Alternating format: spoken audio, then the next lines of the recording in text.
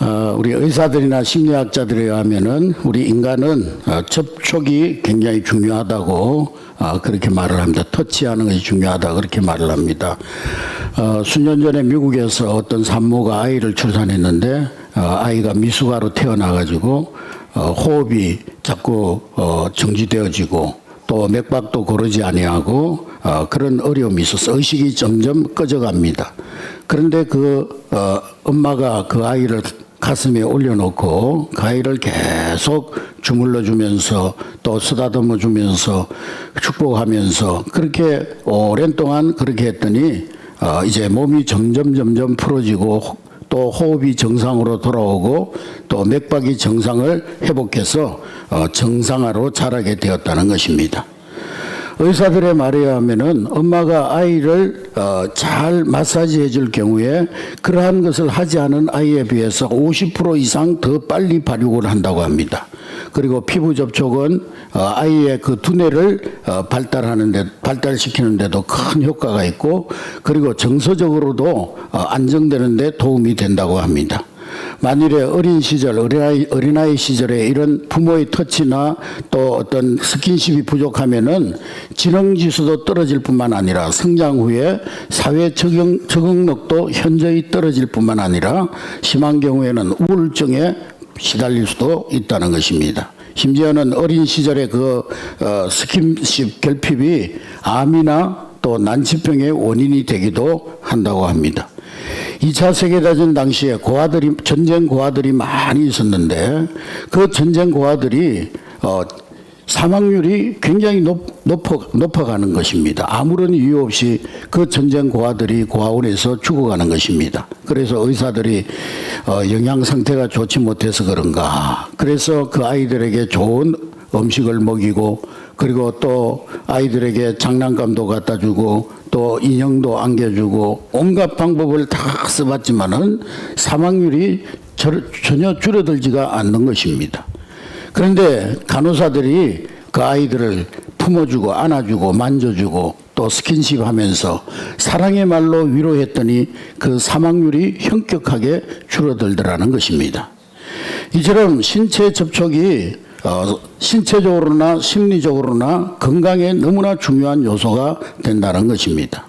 간혹 엄마들 가운데 집안일이 바쁘다 보니까 그렇겠지만은 그 우유젖병을 갖다가 애한테 그냥 물려놓고 자기는 혼자 일하고 애가 또 울면은 그 공갈젖꼭지라고 하는 공갈젖꼭지 찔러놓고 그냥 자기는 딴 일하는 그런 엄마들이 있는데 또 모유를 먹으면 요즘 신세대 엄마들은 모유 먹이면은 몸매가 망가진다고 모유를 먹이지 않는 엄마들도 있습니다만은 물론 모유 수유가 제일 좋은 그런 것이지만은 모유 수유가 어려울 때는 우유를 먹이더라도 그 아이를 품에 꼭 안고 먹이는 것이 아이들의 신체 건강 또 영적인 건강에 또 정신적인 건강에 좋다는 것입니다.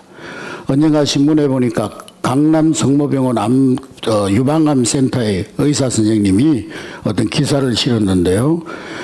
그분은 평소 진료이 환자 치료를 위해서는 수술이나 약으로만은 부족하고 마음의 치료도 중요하다는 것입니다. 그래서 그분은 20년째 환자들을 맞이하면서 안아주기 운동을 벌였다는 것입니다. 환자들을 따뜻하게 안아주면서 격려하면서 자매님은 반드시 암을 이길 수가 있습니다. 자매님은 지금 암이 점점 좋아지고 있습니다. 이런 격려의 말을 하면서 스킨십을 해줬다는 것입니다. 그래서 이런 안아주기 운동을 통해서 실제로 많은 치료 효과를 보고 있다고 합니다. 그렇습니다. 우리 인간은 접촉, 터치가 필요한 존재입니다. 사랑의 터치를 통해서 사랑의 마음이 전달될 때 치유는 일어나게 되는 것입니다. 할렐루야. 그런데 인간의 터치보다 더 중요한 것이 있습니다. 그것은 하나님의 터치인 것입니다. 인간은 영혼을 가진 존재이기 때문에 영혼을 향한 하나님의 터치가 있을 때 더욱 놀라운 역사가 일어나게 되는 것입니다.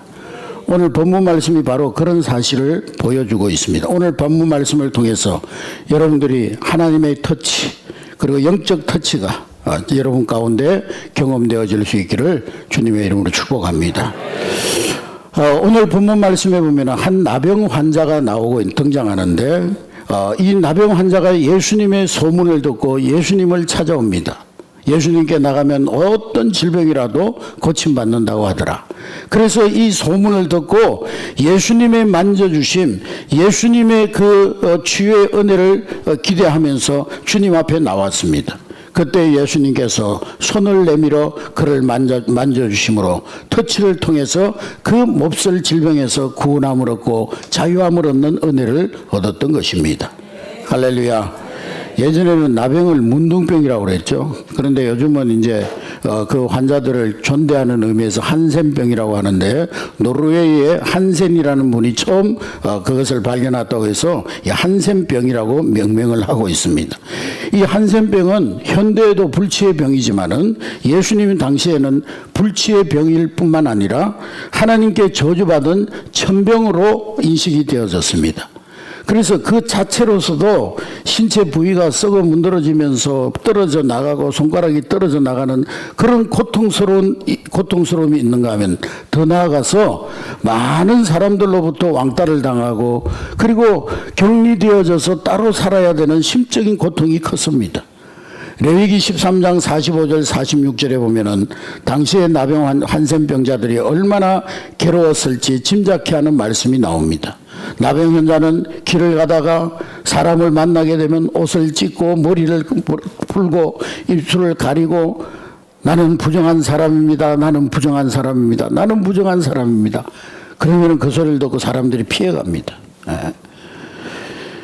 본문에 등장하는 나병 환자도 마찬가지였을 것입니다. 그런 가족과 사회로부터 격리되어서 외롭게 살아갑니다. 그리고 온몸은 썩어갑니다. 손가락이 빠지고 코가 썩어서 무너져 내리고 눈썹이 빠지고, 혹시라도 다른 사람이 볼세라 피해 다니고, 멀리서라도 사람이 지나가면은 입을 가리고 부정하다 부정하다 외치면서 괴로운 나날을 보내고 있었을 것입니다. 이제는 그저 죽었으면 좋겠다 이렇게 사느니 차라리 빨리 죽었으면 좋겠다, 죽을 날만 기다려야 하는 그런 신세였을 것입니다. 그러다가 그는 예수님의 소문을 듣게 됩니다. 예수님께 나가면 어떤 질병이라도 고침받는다고 하더라. 심지어 예수님은 죽은 자도 살린다고 하시더라. 귀가 번쩍 뜨였습니다. 아마 이렇게 생각했을 거예요. 진짜 예수님이, 그분이 정녕 하나님의 아들이란 말인가?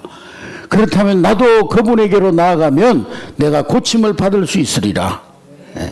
그런데 당시 율법으로는 한센병자들이 일반인들 앞에 나가는 것은 금기사항입니다. 만일 한센병 환자가 일반인들을 맞닥뜨리면은요, 접촉하면은 심한 경우에는 돌에 맞아 죽을 수도 있어요. 그럼에도 불구하고 자신이 치유받는 길은 다른 방법이 없고 다른 길이 없기 때문에 용기를 내어서 주님 앞에 나갑니다. 그런데 놀랍게도 그는 예수님을 만남으로 고침을 받았습니다.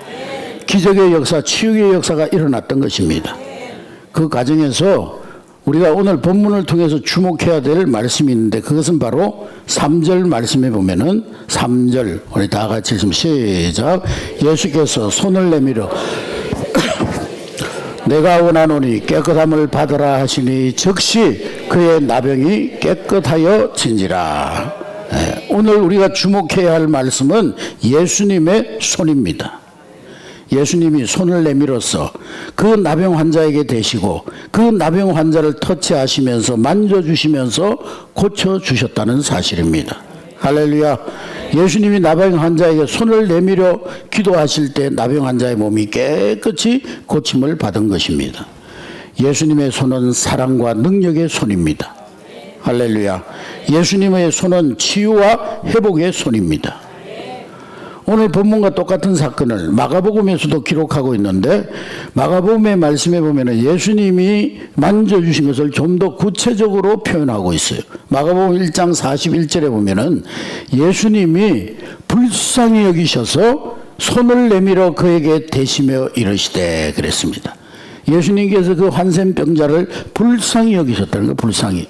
불쌍히 여기셨다는 것은 그 환자의 고통이 나의 고통인 것처럼 동병상련의 마음을 가졌다는 거예요. 예수님은 그 한센병자의 고통이 나의 고통인 것처럼 불쌍히 여기시면서 손을 내밀어 그 한센병자를 만져주셨다는 것입니다. 예수님이 내민 그 손은 사랑과 은혜의 손이었던 것입니다. 예수님이 내미신 그 손은 능력의 손이요 기적의 손이었던 것입니다. 예수님이 내민 그 손은 사랑과 능력이 겸비된 손이었어요. 할렐루야. 사랑은 있는데 능력이 없으면 무기력하죠. 값싼 동정에 불과합니다. 능력만 있고 사랑이 없으면 그거 역시 아무 소용이 없는 그림의 떡입니다. 그러나 예수님은 사랑과 능력을 동시에 겸비하고 계셨기 때문에 능히 그 한센병자의 질병을 치유해 주실 수가 있었던 것입니다. 할렐루야. 이같이 예수님의 만져주심은 치유와 회복과 그리고 위로의 터치입니다. 예수님의 만져주심, 터치, 그것은 단순히 육신의 질병만 고쳐준 게 아니라는 거예요. 예수님의 만져주심은 육신의 치유를 넘어서 그의 인생 전체를, 그의 삶 전체를 온전히 구원해 주신 것입니다. 말하자면 전인 구원입니다. 전인 구원. 그의 육체와 더불어서 그의 영혼도 구원받았던 거예요. 더 나아가서 삶의 모든 문제를 해결받고 그 인생이 온전히 회복되었던 것입니다. 할렐루야. 앞서서도 말씀드렸지만 한센병자는 육체만 고통스러운 게 아니에요. 사람들로부터 이 소외된 사람들로부터 격리되어서 살아가면서 그가 받는 그 심령의 고통은 얼마나 컸겠습니까?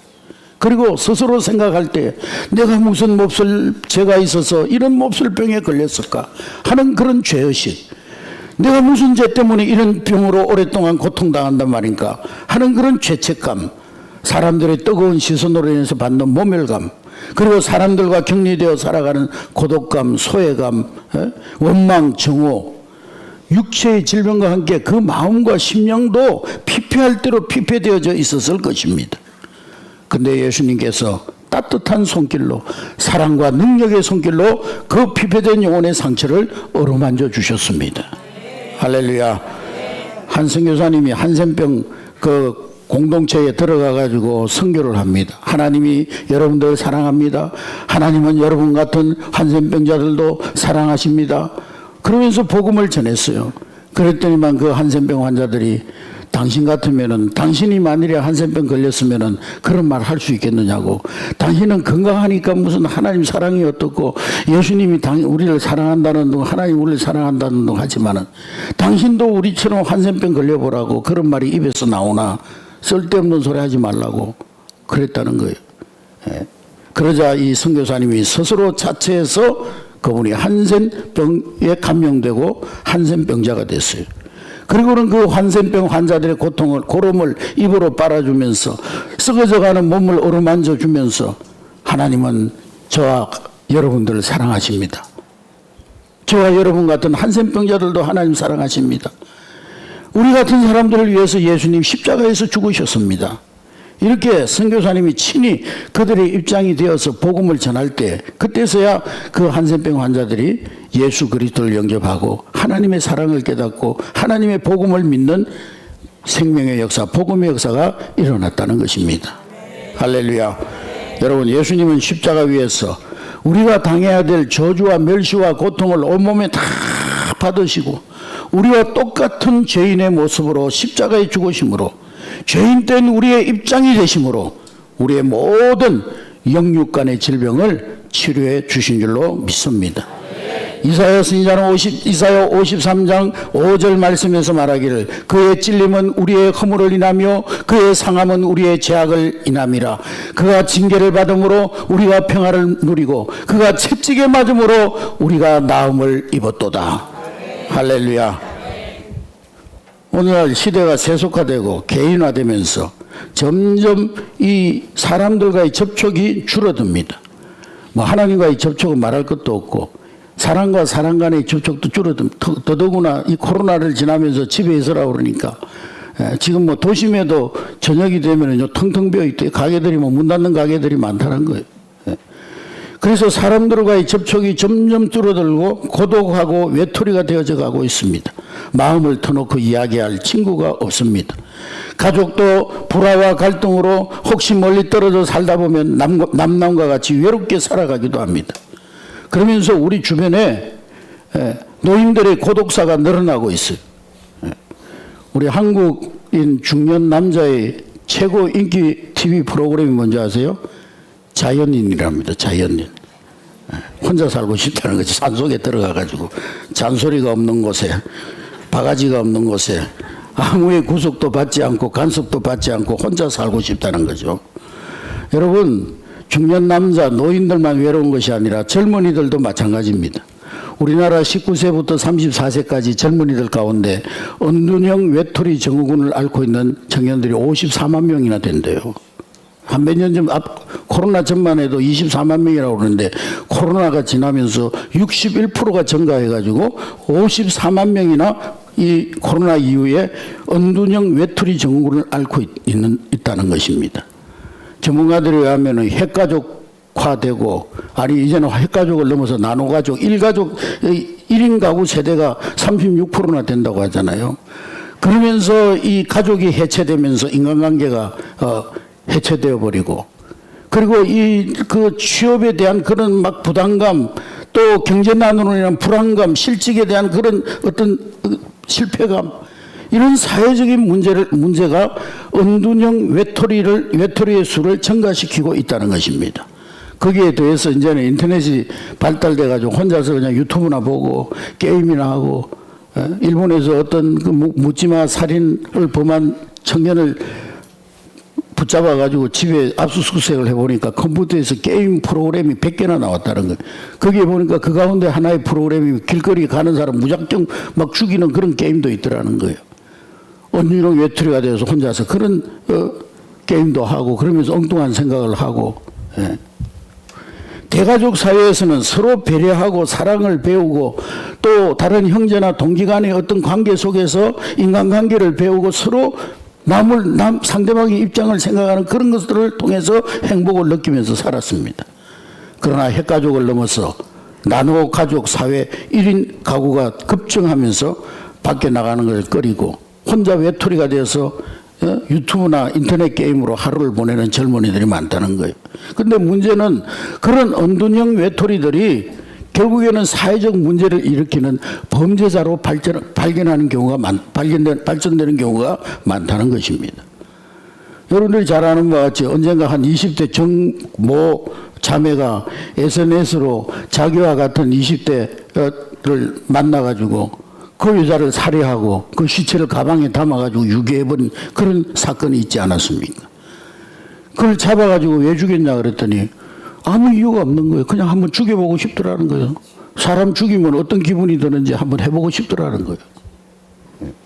그 나중에 정신을 분석해 보니까 그 자매도 은둔형 외톨이였어요. 미국 CNN 방송에서 지금 이 아시아 지역의 나라들이 이런 은둔형 외톨이 젊은이들의 문제로 심각한 그런 문제를 안고 있고, 앞으로 그것을 국가적으로 대처해 나가지 않으면 큰 국가적인 문제가 될 것이라는 그런 보도를 한 적이 있습니다.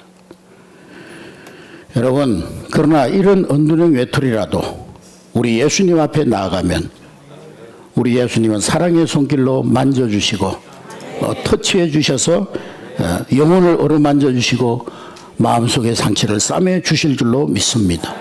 오늘 3절 말씀해 보니까 예수님께서 손을 내밀어 그에게 대시며 이르시되 내가 원하노니 깨끗함을 받으라 하시니 즉시 그의 나병이 깨끗하여 진지라 그랬습니다. 예수님이 손을 내밀어 그 나병 환자를, 한센병 환자를 만져주시다 오랫동안 온몸에 붙어있던 그 고통, 그 나병이 떠나가고 그 질병으로부터 노임을 받았습니다. 할렐루야. 예수님은 공생애 가운데 이런 치유 사역을 많이 하셨어요. 마태복음 8장과 9절에 보면은 치유 사역의 여러 가지 사례가 나오고 있는데, 마태복음 8장 15절에 보면은 베드로의 장모가 10병을 앓아가지고 10병을 앓고 있다는 얘기를 듣고 예수님께서 그 베드로의 장모의 집에 신방 가셔서 그 베드로의 장모의 병을 고쳐주십니다. 그의 손을 만지시니 그랬어요. 그의 손을, 장모의 손을 만지시면서 기도하시니 열병이 떠나가고 여인이 일어나서 예수님께 수종 들더라 그랬습니다. 여러분 오늘날 병원은 얼마나 많고 또 의학은 얼마나 발달되어 있습니까? 그럼에도 불구하고 여전히 또 새로운 질병들이 얼마나 많이 나오고 있습니까?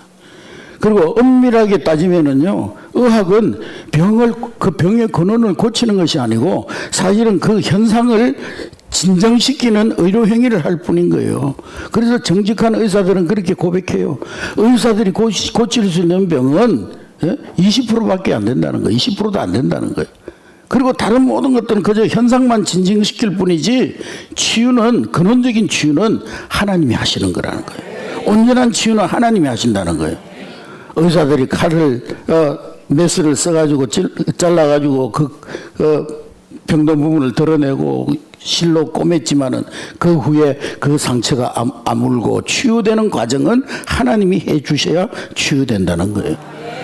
그래서 신실한 크리스찬 의사들은 치료하고 하나님이 치유해 주시도록 겸손히 기도하는 것입니다. 오늘 4절 말씀해 보니까 예수님께서 나병 환자를 고치신 후에 뭐라고 말씀하셨어요? 네가 아무에게도 보이지 말고 너 가서 제사장에게 내 몸을 보이고 모세가 명한 예물을 드리고 그 제사장 앞에서 입증을 받으라. 입증해라. 그렇게 말씀하고 있습니다. 먼저 너는 병 나았다고 다른 사람 가족에게 먼저 돌아가지 말고 먼저 제사장에 가서 예물을 드려라 그랬어요. 그 이유가 뭡니까 여러분? 물론 하나님께 감사의 예물을 드리라는 뜻도 있겠지만 그보다 더 깊은 뜻이 있어요. 이 말씀은 레위기 14장에 나오는 율법 규정을 따르고 있는데 당시 이스라엘 사회는 종교 중심의 사회입니다. 그래서 제사장들이 거의 모든 권한을 갖고 있어요. 그래서 나병 증세가 나타날 때 제사장에게 가서 판단을 받습니다. 그리고 또 나병 증세가 이제 어떤 기적적인 이유로 치유를 받았을 때는 또 제사장에게 가서 그것을 최종 판단받고 가족에게로 돌아가고 복귀하는 것입니다. 그 모든 것을 제사장이 결정합니다. 왜 의사한테 가서 진단받고 의사한테 가서 진료를 받아야지 왜 제사장에게 가라는 것입니까? 제사장에게 가서 예물을 드리라는 것은 제사장을 통해 종교적으로 공적으로 판결을 받으라. 그리고 나서 가족에게 사회로 돌아가라. 그래서 정상적인 생활을 해라. 결국 그것은 뭐냐? 온전한 치유는 하나님이 하시니 하나님의 종 제사장에 가서 최종 판정을 받으라는 거예요. 병원 가지 말라는 말이 아니고 네가 병원에서 수술하고 병원에서 치유받아서 고침받았다 할지라도 결국에는 하나님이 너를 치유하셨으니 제사장에게 가서 최종 판정을 받으라는 거예요. 그 말은 하나님이 치유하심을 믿으라는 거예요. 하나님이 치유하셨음을 깨달으라는 거예요. 의사는 현상을 진정시키지만은 하나님의 치유는 완전한 것입니다. 하나님이 우리를 만져주시면 모든 것이 완전하게 회복되는 것입니다. 할렐루야. 여러분 한센병으로 수십 년을 고생했는데 그 인생이 얼마나 망가졌겠어요. 육체적으로는 말할 것도 없고 다 썩어져 내리고 손가락 다 빠지고 발가락 다 빠지고 코는 문드러지고 경제적으로 완전히 무너졌을 거예요. 완전 거지로 살았을 거예요. 사회적으로 모든 사람들로부터 왕따당하고 격리되어져서 세상 그 어디에 가도 설 자리가 없었을 것입니다. 어디에 가도 멸시천재 왕따. 그런데 예수님께서 그런 한센병자에게 손을 내밀어 주실 때 그 모든 무너진 것이 회복되는 은혜가 일어난 것입니다. 할렐루야. 여러분 육체의 병만 고쳤다고 끝나는 게 아니지 않습니까? 안타까운 것은요 우리 성도들도 보면 육체의 질병만 낫는 데만 관심이 많아요. 육체의 병은 치료받아도요 마음의 병이 치유되지 않고 영적인 병이 치유되지 않으면 또 재발할 수도 있어요. 또 마음의 상처만 어루만져주고 위로받았다고 그것으로 끝나는 것도 아니죠. 오랜 투병 생활 속에서 그 육체가 망가지면서 마음도 무너지고 또 영적으로도 무너지고 정상적인 생활을 유지할 수 없도록 그렇게 그 삶이 피폐해졌을 것입니다. 삶이 얼마나 피폐해졌겠어요. 20년 동안 한센병 환자로 살았는데. 그런데 우리 주님이 그 한센병 환자에게 터치하시고 그를 만져주심으로 정상적인 생활을 하도록 도와주었던 것입니다. 육체의 마음, 육체와 마음, 육체 치유, 마음 치유와 못지않게 중요한 것이 바로 그 삶의 치유를 주님이 해주셨던 거예요. 예수님 만져주실 때 병든 육체가 치유되고 상처받은 마음이 치유되어지고 무너진 생활이 세워지는 그런 은혜가 일어나게 되는 것입니다. 할렐루야. 그렇습니다, 여러분. 예수님이 만져주시면 모든 게 다 회복되는 거예요. 여러분, 오늘 육신의 질병, 마음의 상처, 그것으로 말미암아 삶이 무너진 성도들이 있습니까? 주님 앞에 나아가서 주님, 나를 만져주세요. 주님, 나의 병든 육체를 어루만져 주세요.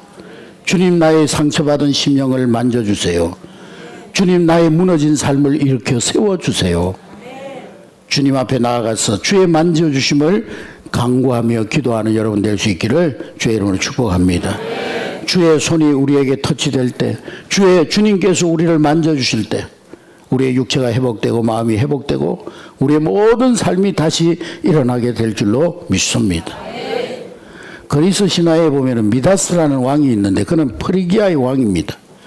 하루는 술의 신 디오니시스의 그 스승 실레노스가 술에 만취해가지고 막 길을 잃어버리고 추태를 부리고 있는데 농부들이 그 실레노스를 잡아가지고 그 미다스에게 잡아왔어요. 왕에게 데려왔습니다. 미다스가 그 사람을 보니까 어휴, 저 사람은 술의 신 디오니시스의 그 스승 실레노스가 아니냐. 디오니소스가 그 살레노스를 얼마나 존경하는 선생인지 자기가 알기 때문에 그 선생님을 열흘간 동안 잘 융숭하게 잔치를 베풀어 가지고요, 그 스승님을 잘 대접을 하고 환대를 했습니다. 그 소식을 들은 술의 신 디오니소스가 우리 선생님을 그렇게 잘 융성하게 대접해 줬다니 내가 너에게 뭔가 선물을 줘야 되겠다. 네가 원하는 것이 뭐냐? 네 소원을 들어주겠다. 그랬더니만 제가 만지는 것은 모두가 다 금으로 변하게 해 주십시오. 그랬어. 처음에는 막 신이 났어요. 컵을 만지면 컵이 막 금으로 변하고 또 막 책을 만지면 책이 금으로 변하고 손이 닿는 것마다 다 금으로 변하는 거예요. 이야, 얼마나 신이 났을까요? 아침에 밥을 먹으려고 과일에 손을 대는 순간에 과일이 그냥 사과가 금사과가 되어버렸어요. 밥이 그냥 금밥으로 변해버렸어요. 먹을 수가 없어요. 며칠 동안 굶으니까 얼마나 배가 고팠겠어요. 사랑하는 무남동 여딸이 아침에 일어나가지고 아빠 그리고 달려오는데 앉는 순간에 금으로 변해버렸어요. 이 미다스가 얼마 가지 못해서 큰 후회를 합니다. 미스는 자기의 손이 축복의 손인 줄 알았는데 나중에 가보니까 그게 저주의 손이었어요. 그래서 술의 신 디오니시스에게 찾아가가지고 제가 소원을 잘못 빈 것 같습니다. 그러니 예전으로 돌려주십시오. 그랬더니만 술의 신 디오니시스가 팍톨로스 강에 가서 네가 회개하고 네 잘못을 뉘우치고 거기에 목욕하고 죄를 씻으면 마법이 풀릴 것이다 그랬어요.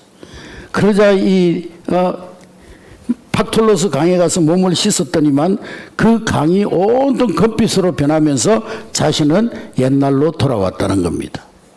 그래서 지금도 팍톨로스 강에 가면은요 사금들이 많이 나온대요. 그때 금이 많이 떨어져가지고 믿거나 말거나.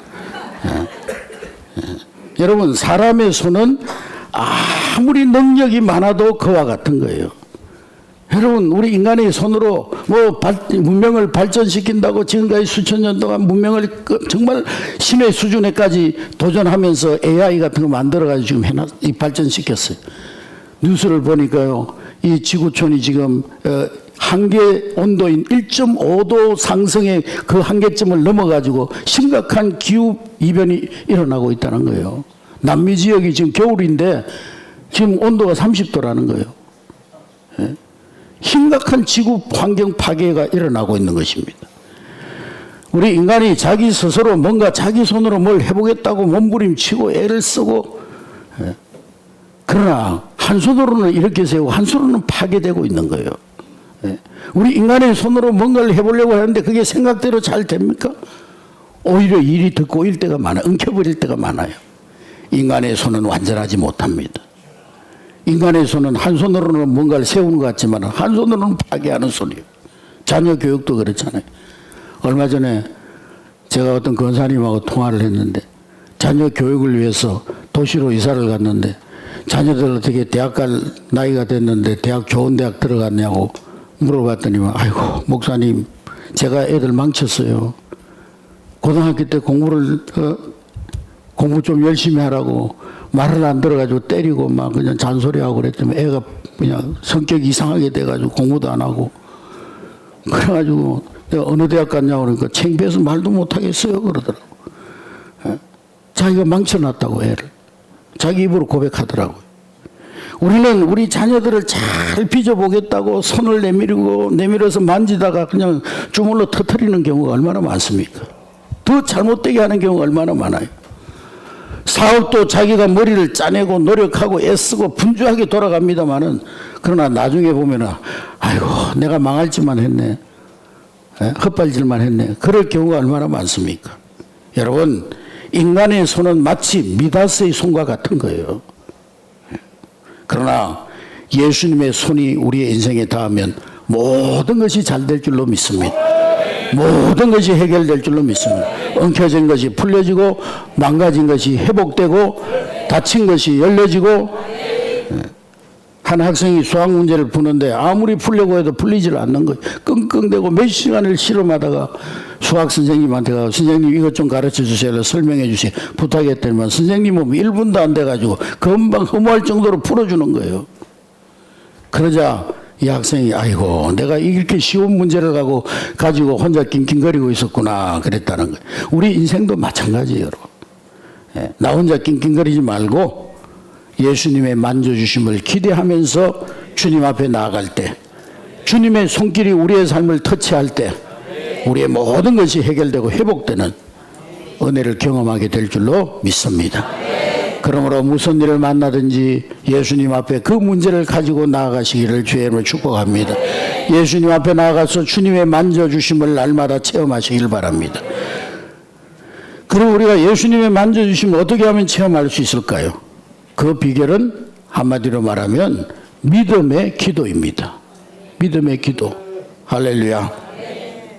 오늘 본문 2절 말씀에 보면은 한 나병 환자가 나와 절하며 이르되 주여 원하시면 저를 깨끗하게 하실 수 있나이다 하거늘 그랬어요. 나병 환자가 예수님께 나와가지고 뭘 했다고요? 절을 했대. 절. 유대인들에게 절하는 것은요 어떤 예절을 훨씬 인사를 뛰어넘는 경배의 차원입니다. 경배. 그리고 이 한센병 환자가 예수님 부를 때 뭐라고 불렀습니까? 일반적으로 유대인들은 존경하는 사람 부를 때 랍비여 그러는데 이 한센병 환자는 예수님 부를 때 주여 그렇게 불렀어요. 주라는 말은 랍비라는 말보다 더 큰 경칭입니다. 랍비는요 상대방을 극도로 존경할 때 하는 칭호가 랍비입니다. 그러나 주 큐리오스라는 말은 존경 이상이에요. 그것은 경외의 차원이에요. 경외의 차원. 두렵고 떨림으로 부르는 말입니다. 말하자면 예수님을 구세주로 신앙 고백하는 차원인 것입니다. 한센병 환자는 예수님을 구원자로 고백하면서 그 앞에 경배하고 자신의 모든 병을 치유해 주시기를 기도했던 것입니다. 그의 믿음의 기도가 그를 온전하게 치유한 걸로 믿습니다. 여러분 예수님은요 우리의 어떤 인간적인 조건 가지고는 절대 차별하지 않습니다. 당신이 대학을 나왔냐 못 나왔냐 재산이 얼마냐 출신 성분이 어디냐 예수님 그런 거 가지고 우리를 차별하지 않아요. 나이가 많냐 적냐 그런 걸로 인간 차별하지 않습니다. 예수님께는 남녀노소 빈부귀천 예수님은 누구든지 받아주십니다. 다른 그 어떤 조건으로도 인간을 차별하지 않습니다. 그러나 예수님은 믿음을 가지고는 차별하십니다. 믿음 없으면 받아주지 않는 거예요. 믿음이 없이는 하나님을 기쁘시게 할 수가 없다고 그랬어요. 믿음을 가지고 주님 앞에 나갈 때 주님이 우리를 만져주시고 나를 구원해 주시고 나를 도와주시는 것입니다.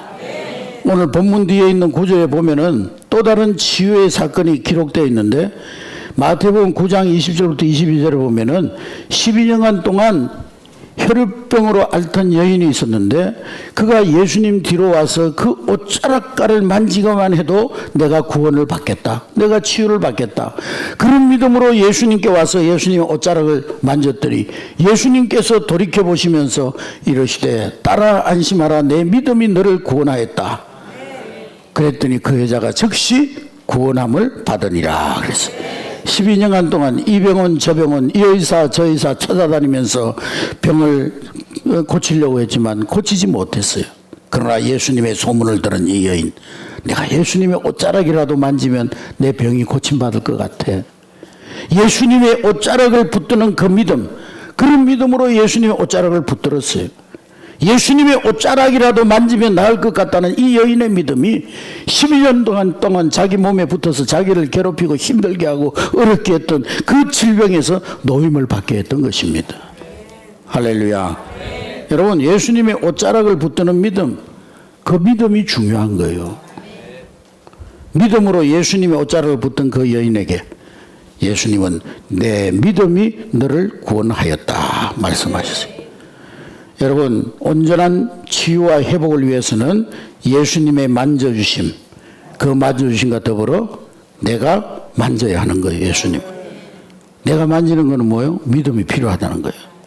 여러분, 거대한 기계가 꼼짝도 안 하고 움직이지 않고 있을 때 가서 스위치 하나 버튼만 탁 누르면은 전류가 흐르면서 그 순간에 기계가 오잉 하면서 막 소리를 내면서 돌아가죠. 아무리 큰 기계라도 그 기계를 돌리려면 버튼을 내가 눌러야 되는 거예요. 그 버튼은 뭡니까? 바로 믿음의 버튼인 것입니다. 할렐루야. 하나님이 어마어마한 능력을 가지고 있지만 내가 믿음이 없으면 그 능력은 나하고 아무 상관이 없는 거예요.